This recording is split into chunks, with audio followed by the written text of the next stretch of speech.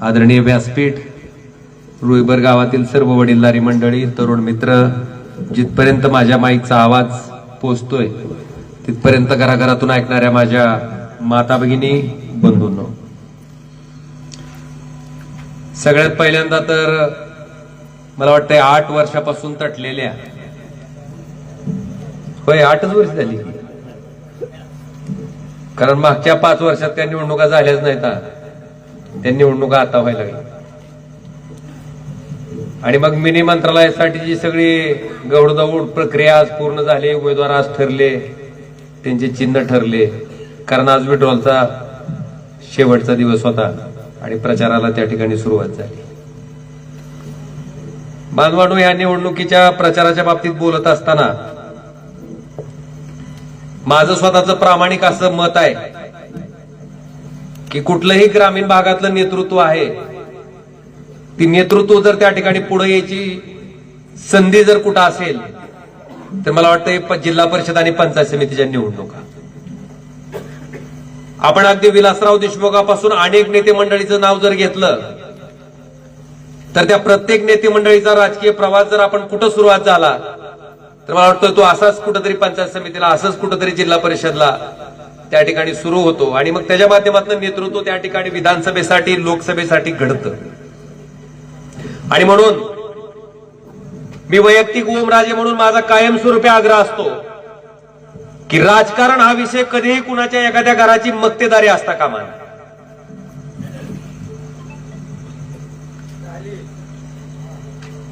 कधीच असतं नाही पाहिजे.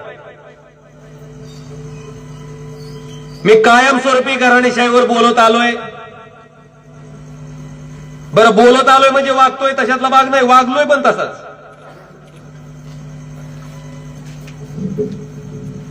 मी धाराशिव कळंब विधानसभा मतदारसंघाचा 2009 ला आमदार होतो, 2009 ते 14.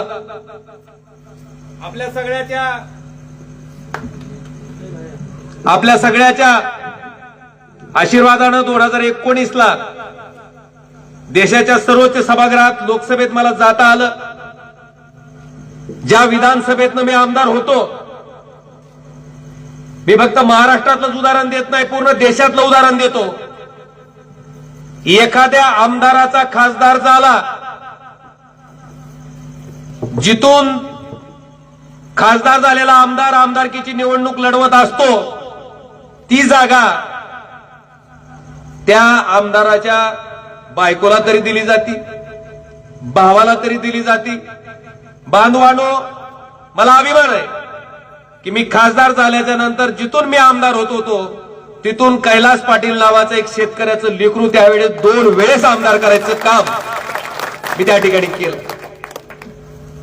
ह्याच्या पाठीमागचा उद्देश काय की राजकारण ही एका घराची मक्तेदारी असतीच नाही पाहिजे. मला भारतीय जनता पार्टीचा निर्णय आवडला, असू दे विरोधी पक्षाची पार्टी, त्यांनी सांगितलं की नेते मंडळीच्या कुठल्याही नातेवाईकाला तिकीट मिळणार नाही. चला म्हणलं, आपण इतके दिवस घसा फाडल्याचा काहीतरी परिणाम झाला.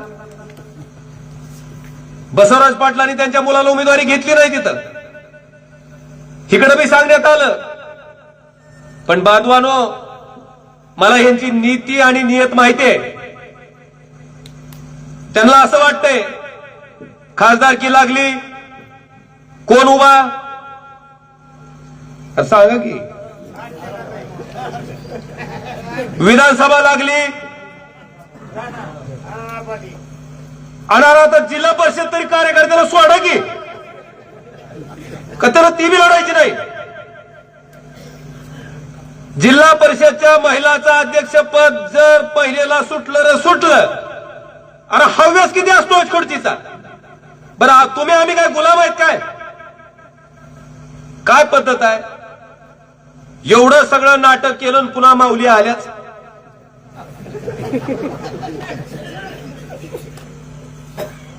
म्हणजे डॉक्टर पद्मसिंह पाटलाच्या घराला जर सोडलं तर बाकीच्या दुसऱ्या कुणाला अक्कल नाही काय की बहुतेक? बाकी सगळे बी नाकले आहेत, काही बाकीच्याला कळत नाही. मला वाटतं ह्याचा विचार आता ग्रामीण भागातल्या जनतेनं करणं गरजेचं आहे. मला खरंच दुःख वाटतंय. रामदासांना कोळगे 40 वर्ष ज्या माणसानं भारतीय जनता पार्टीचा झेंडा कधी खांद्यावरनं पडू दिला नाही. ज्यावेळी डॉक्टर राणा गढाळ्याकडे होती तेव्हा यांच्या विरुद्ध काट्या लाट्या ह्यांनीच खाल्ल्या, संघर्ष ह्यांनीच केला. काय खरं आहे का खोटं आहे? त्यावेळेस कुणाला माहित होतं का की भारतीय जनता पार्टीची सत्ता येणार म्हणून? स्वप्नात सुद्धा कोणाला वाटलं नसतं. पण बांधवांनो, त्याच भारतीय जनता पार्टीची सत्ता आल्याच्या नंतर त्या भारतीय जनता पार्टीला तयार करण्यासाठी, तिची मुळं जमिनीत घट्ट रोवण्यासाठी ज्या माणसाने पूर्ण आयुष्य त्या ठिकाणी खर्ची घातलं, आज त्या माणसाला जर जिल्हा परिषदची एक साधी उमेदवारी दिली जात नसेल तर मला वाटतं ह्याचा विचार सुद्धा आता भारतीय जनता पार्टीच्या कार्यकर्त्यांना करावा. हिथं एकही लायक माणूस नव्हता का ह्या जिल्हा परिषद गटातून लढवणारा, की आम्हाला बाहेरून आयात केलेला उमेदवार त्या ठिकाणी दिला गेलाय? ह्याचा विचार इथल्या जनतेनं करा. चालू जिल्हा परिषद सदस्य इथला असताना त्याची नाही लायकी. लायकी कुणाची? बाहेरून आलेले. तर बांधवांनो, ह्याचा विचार तुम्ही करा. आणि इतकी सत्ता पिपासू असणारी मंडळी काय कल्याण केलं ती तरी सांगा मला. आपल्या सगळ्याला माहिती आहे 2022 ला शिवसेना पक्ष फुटला. गावचे ग्रामपंचायतचे सदस्य विकले गेलेले आपण बघितले होते, पण आमदार आणि खासदार विकलेले पहिल्यांदाच बघितले असते. काय किंमत त्यांची? 100 खोके आणि एकदम ओके. मला अभिमान आहे की तुम्ही टाकलेल्या मताशी आम्ही कुठेही बेमानी केली नाही. पक्षप्रमुख उद्धव साहेब आणि बाळासाहेबांनी टाकलेल्या विचाराशी कुठेही गद्दारी केली नाही. आणि त्या 100 खोक्यावर, पदावर, सत्तेवर लात मारून प्रामाणिकपणे आहे तिथं खंबीरपणे उभे आहेत. मला अभिमान आहे. आणि 40 वर्ष सत्तेत असलेली मंडळी एका रात्रीत कमळाबाईच्या वॉशिंग मशीन मध्ये गेलेली ह्या मतदारसंघानं बघितले. 40 वर्ष तुम्हीच सत्तेत, 40 वर्ष तुम्हीच मंत्री, आणि कमळाबाईकडे प्रवेश का? विकास करायचा आहे. बांधवांनो, ह्या जिल्ह्याची 40 वर्षाची अवस्था आपल्याला माहिती आहे. केवळ स्वतःची संपत्ती वाचवण्यासाठी, केवळ स्वतःवरची ईडीची धाड वाचवण्यासाठी काही लोक ह्या पद्धतीनं पक्षप्रवेश करतात. मला वाटते दुसरी बाजू तिथं आहे. आणि प्रामाणिकपणे तुमच्या सोबत इमानदारीनं राहणारी पहिली बाजू इथं. हे दोन फरक. आमच्याकडे घराणेशाही नाही. आमच्याकडे सामान्य नेतृत्वाला संधी देऊन त्या ठिकाणी नेतृत्व घडावं, चांगली माणसं त्या ठिकाणी ह्या जिल्हा परिषद पंचायत समितीच्या माध्यमातून सत्तेत यावी, त्याच्या माध्यमातून एक चांगलं राजकारण चालवावं, ही माझी त्याच्या पाठीमागची भूमिका. ही दुसरी बाजू. तिसरं, कायमस्वरूपी ही मंडळी त्या ठिकाणी बोललं जातंय, विकासावर बोला, विकासावर बोला. अरे आमचा जिल्हा दरिद्री जिल्ह्याच्या यादीत नंबर 3 वर तुम्ही न्याला, आणि श्रीमंत खासदाराच्या यादीत क्रमांक 3 वर तुम्ही गेलात, आणि तुम्ही आम्हाला सांगायचं विकासावर बोला. मला खरंच अभिमान आहे. माझी लोकसभेची प्रचाराची सुरुवात मी रुईभर पासूनच झाली. बाबा 3,29,846 दणका दिलाय तुम्ही, थोडका नाही. फरक आहे निसताही.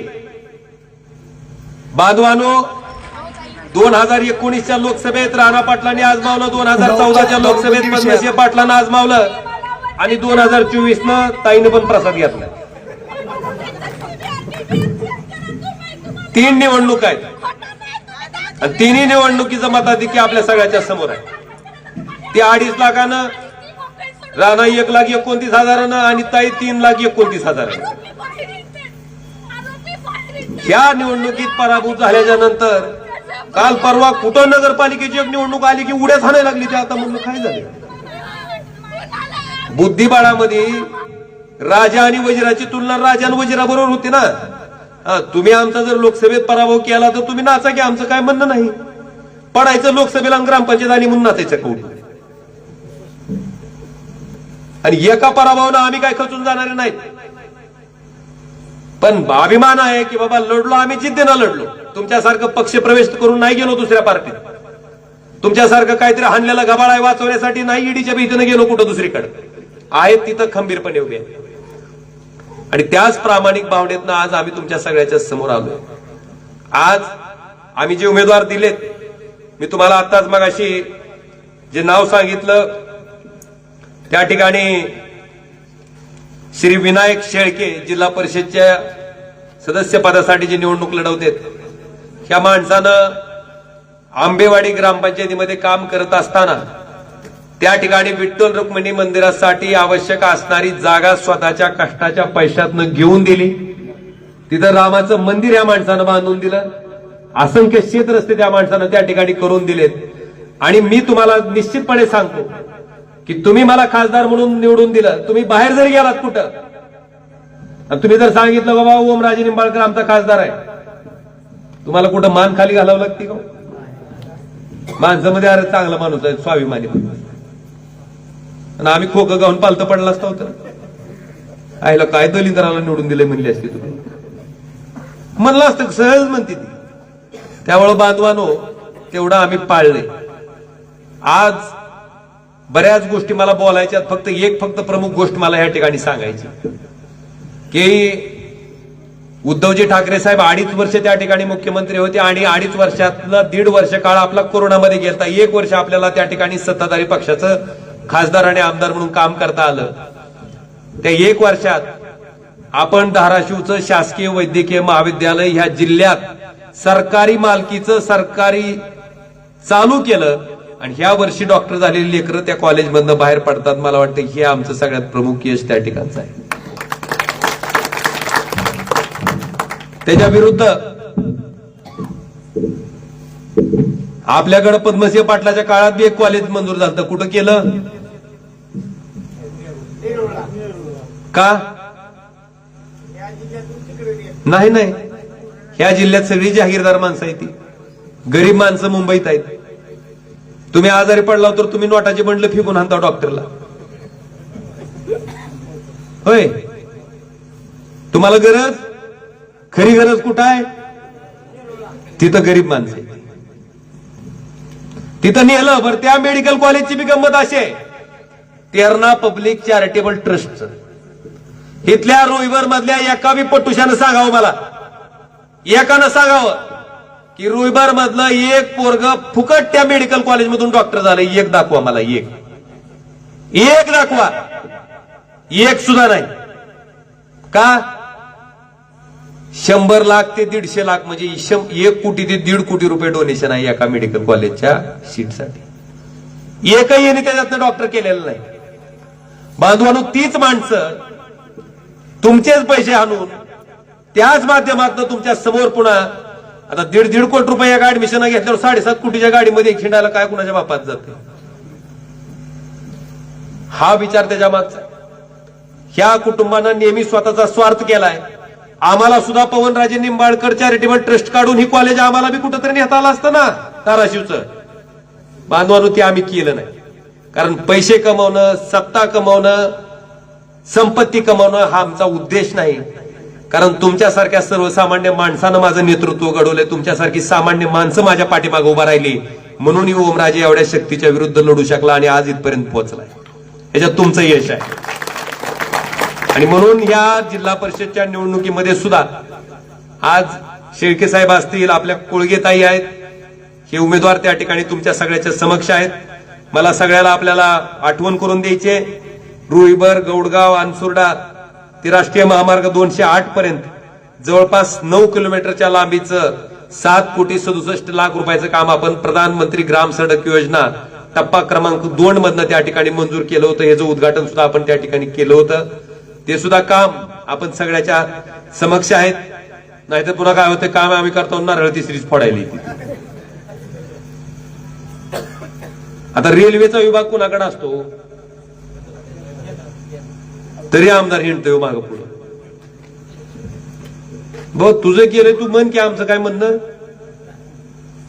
बरं, 14ला मंजूर होतं, 14 ते 19 सरकार होतं, त्यावेळेस काही एक इट सुद्धा त्या रेल्वे मार्गाची रचली गेली नाही. 19 ते 24 आणि 24च्या पुढेच त्या ठिकाणी का त्याला त्या ठिकाणी गती आली? मला वाटतं जे आपण केलं असेल त्याचं श्रेय बिलकुल घ्या, पण न करता एखाद्या कामाचं श्रेय घेणं मला वाटतंय हा कुत्सितपणा आहे. आणि ह्या पद्धतीनं अजून एक गोष्ट आहे, मी तुमच्यासाठी 24 तास उपलब्ध आहे, ह्याचा बी काय जणाला राग आहे. आता तुमची डीपी जळाली, तुम्ही खासदाराला फोन केला, आम्ही बोलता का नाही बाबा, यांनी सरकार का केला म्हणले, फोनवर बोललो होते म्हणले, दादा आपलं सगळं काय बी काम पडलं तर बोलतो, ह्याची सुद्धा चेष्टा करावी. ही म्हणते तर डीपी जळालं, ही काय खासदाराचं काम आहे का? आता तुझ्या बापाने याड्या बाबळी लावल्यात, त्याला ऊसाचं तुला दुखणं काय कळणार आहे जळायला? तू जेव्हा ऊस लावशील आणि ऊस तुझा वाढेल डीपी मुळे, तेव्हाच तुला कळलं ना डीपी दिल्याचं दुखणं काय असतंय ते. एखाद्या डीपीवर लोड झाला, डीपी चलना गेला, तेव्हा 2 फाटं काढून आपण एक दिवस 4 मुठी, दुसऱ्या दिवशी 4 मुठी चालवता, तेव्हा त्याच्यातलं दुःख काय असतं ते तुला काय कळणार आहे? आणि बांधवानो, ह्याच्यातला महत्वाचा भाग असा, मागच्या 2 वर्ष झालं जिल्हा नियोजन समितीच्या निधीला कामाला स्टे आहे. स्टे कशामुळं? जवळपास मागच्या वर्षीच्या आर्थिक वर्षातले 250 कोटी रुपये, ह्या चालू वर्षातले 300 कोटी रुपये, जवळपास 575 कोटी रुपयाच्या कामाला स्टे आहे. बरं, ह्याच्यातली कामं कोणची? तुमच्या शेतातले डीपी नवीन होणारे कामं कोणची? तुमचे गावांतर्गत रस्ते कामं कोणची? तुमचे तीर्थक्षेत्र असेल तर त्याच्या विकासासाठी लागणारा निधी कामं कोणची? तुमच्या पीएससीच्या दवाखान्यात लागणारी औषधं, तुमच्या सिव्हिल हॉस्पिटलमध्ये लागणारी औषधं कामं कोणची? 2 गावाला जोडणारे रस्ते. मागच्या 2 वर्ष झालं त्या कामाला स्थगिती दिली, फक्त कमळाबाईन बाणाचं भांडण, ह्या दोघांच्या भांडण. आणि काय कारण? आता खासदार ओमराजे निंबाळकरांना एखाद्या कामाला शिफारस केली, मी कुठल्या कामाला शिफारस करणार आहे? पाकिस्तानच्या, माझ्या मतदारसंघातल्याच ना. किंवा तुम्ही एखाद्या डीपीची मागणी केली तर रुईबर गावात अमुक अमुक त्या ठिकाणी कोळगे डीपी करणं. आमची कामं बाजूला ठेवली. मी पालकमंत्र्याला त्या ठिकाणी सांगितलं, हिंमत असेल तर या म्हणलं इथं, मग बैठक घेऊन दाखवा. आले नाहीत, तिथून ऑनलाईन बैठक घेतली. ऑनलाईन बैठकीत मी कामं वाचली, म्हणलं ह्या कामाला का स्थगिती आहे? कशामुळे आम्ही सांगितलेले डीपी? हा, जर ओमराजेच्या घरातला डीपी असेल तर तुम्ही थांबवा, कैलास पाटलाच्या घरातला डीपी असेल तर तुम्ही थांबवा, पण सामान्य जनतेचं जर काम असेल, सामान्य जनतेचं जर डीपी असेल तर पालकमंत्री तुम्ही सांगा की आम्ही हे करणार नाहीत. मी गावात जाऊन वाचून दाखवून की पालकमंत्र्याला ह्याला आकार दिलाय. तुम्हाला सांगतो, त्यांची बोबडी वळाली आणि सगळीच्या सगळी कामं त्यांना त्या ठिकाणी मंजूर करून घ्यावी लागली. मी विरोधात असताना सुद्धा लोकांच्या बाबतीत झालेला अन्याय मी सहन करणार नाही आणि आता त्याच्यावरची स्थगिती उठली. बरं, ही निधी कुणाचा? 675 कोटी रुपये निधी कुणाचा? 575 कोटी रुपये. हे काय माझं काय ऊसाचं आलेलं बिल आहे का? राणा पाटलाने येड्यावाडीच्या शेंगा ऐकून आणलेला आहे. सोयाबीनची पट्टी आहे का आमची खासदार आमदाराची? पैसे कुणाचे आहेत? ही आता किराणा दुकानदार आहे, त्याला विचारा कुठलं बी सामान जर असतं, चॉकलेट आहे का पार्लेजीचं, त्याच्यावर सुद्धा जीएसटी आहे. बिस्किटचा पुडा घ्या त्याच्यावर जीएसटी आहे, तेल घ्या जीएसटी आहे, साबण घ्या जीएसटी आहे, सदरा घ्या, पॅन्ट घ्या, माणूस मेल्यावर ती पोचवायचं सामान घ्या त्याच्यावर सुद्धा. मग पैसे कुणाचे हो? तुमचे पैसे टॅक्सच्या रूपाने आम्ही गोळा करायचे आणि तुमच्यासाठी खर्च करायचे. आम्ही फुगडचा भाव आणायचं काय कारण आहे का? बांधवांनो, ही वृत्ती सुद्धा संपली पाहिजे. ही जी चाललंय ती अतिशय अयोग्य आहे. आणि मला शेतकऱ्याला विचारायचंय, बाबा तुमची निश्चिती झाली का नाही अजून तरी? तुम्ही 10-20 पोतं कितक्याला घेत होता आणि आता कितक्याला झालंय सांगा तरी एकदा.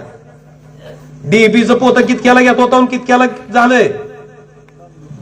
हा, मग अजून नाही का निश्चिती झाली?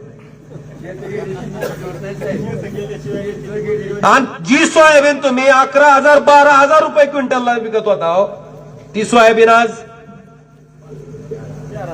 आता झालं 4,000. 2900 निघलंय, मला माहिती आहे की आडतीला 2900, 3200, 3400 निघलेला आहे. बांधवांनो, तुमचा खासदार म्हणून मी लोकसभेत सुद्धा हा प्रश्न विचारला की शेतकऱ्याच्या सोयाबीनचा दर वाढल्यावरच तुमच्या पोटात का कळ उठते? कांद्याचा भाव वाटल्यावरच तुम्हाला का दुखणं येतंय? मग अदानीच्या सिमेंटच्या पोत्याचा भाव बी का तुम्ही त्या ठिकाणी नियंत्रित करीत नाहो? जी गजनी अदानी विकतय त्याच्यावरचा दर का तुम्ही नियंत्रित करीत नाहो? कुठला अदानी अंबानी फाशी घेऊन मिळाला का? आणि आमचा शेतकरी मारायला ना, मग जी मारायले त्याला वाचवायचं का जी जगायले त्याला वाचवायचं? बांधवांनो, मी परवा ऐकलं 1000 का 1800 लोकांकडे देशाकडची 60% संपत्ती. किती लोकांकडे? 1700-1800 लोकांकडे 60% संपत्ती. आणि बाकीची, आणि ही असमानतेची दरी वाढत चालली वरचेवर. शेतकऱ्याची तीच अवस्था आहे, तरुणाची तीच अवस्था आहे. पण मला वाटतं ह्या प्रश्नावर कोण बोलायला तयार? ह्या प्रश्नावर आले की म्हणते हिंदू खतरे में, ह्या प्रश्नावर आले की एक तर हिंदू मुस्लिम करून भागलं नाही तर पुन्हा पुन्हा मराठा ओबीसी करते, त्याच्यातून नाही भागलं अजून पुन्हा वर्गीकरण करते. ही चाललंय. मला अभिमान आहे की काही असं या संकटाच्या संघर्षाच्या काळात आम्ही आमचा पक्ष न सोडता ठामपणे तुमच्या आशीर्वादावर तुमच्या पाठिंब्यावर इथं उभारलोय आणि असंच उभा राहणार, असाच संघर्ष करत राहणार. कारण सत्ताधारी पक्षाची भूमिका जितकी महत्वाची आहे तितकीच विरोधी पक्षाची भूमिका सुद्धा महत्वाची आहे. आणि मला अभिमान आहे, बाई उद्धवराव दादांनी ज्या मतदारसंघाचं नेतृत्व केलं त्या मतदारसंघाचं नेतृत्व मी करतोय. आणि माझ्याकडे बघत असताना भले आम्ही संपत्ती कमवली नसेल, भले आमची सत्ता नसेल, भले आम्हाला संकटचा सामना करावा लागतोय, संघर्ष करावा लागतोय, पण बांधवांनो, अभिमान एका गोष्टीचा आहे की आहे तिथं प्रामाणिक आहेत आणि पुढच्या नजरा सुद्धा आम्हाला आदराच्या भावनेनं बघतात, बेमानीच्या भावनेनं बघत नाहीत. मला वाटतं ह्याचं फार मोठं समाधान त्या ठिकाणी मला आहे. आणि निश्चितपणे आज मला आपल्या सगळ्याला सांगायचं की ह्या उमेदवाराच्या जी तुम्हाला त्यांचं काम मी त्या ठिकाणी सांगितलंय, मला मतदान टाकल्याचं तुम्हाला काही दुःख तर नाही की? अभिमान आहे ना. आम्ही अशीच माणसं दिली. इथं बेंबडीतून शेळकी आहेत, नका नका तुम्ही लय बेजार होऊ नका त्यांच्याकडं. तिकडं आपले जगदीश पाटील आहेत करज खेड्यातनं, आम्ही अशी तरुण पोराची फौज काढून दिलेली आहे. सांगतो सगळी चांगली माणसं. तर त्याच्यामुळं आपण सगळ्यांनी आमच्या पाठीमागं आशीर्वाद द्यावा ही सुद्धा माझी त्या ठिकाणची विनंती आहे. त्याचबरोबर ही म्हणली 2012ची पुनरावृत्ती करा, पार्सल रिटर्न पाठवा. काय झालं 12ला? कोणचं पार्सल पाठविल तर?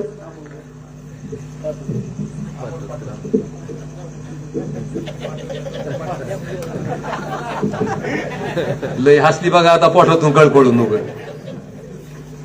असो, फक्त एकच उदाहरण देतो.